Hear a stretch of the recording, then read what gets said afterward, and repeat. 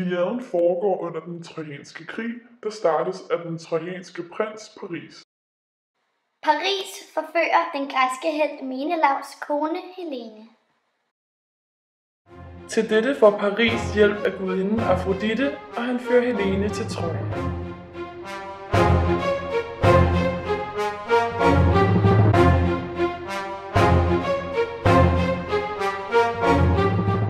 Da Menelaus kommer hjem og opdager, hvad der er sket, samler han en hær, der skal drage til Troja og vinde Helene tilbage. At samle hæren tager flere år, men til gengæld finder vi i hæren også nogle af de største græske helte, f.eks. Odysseus, Achilleus og Agamemnon.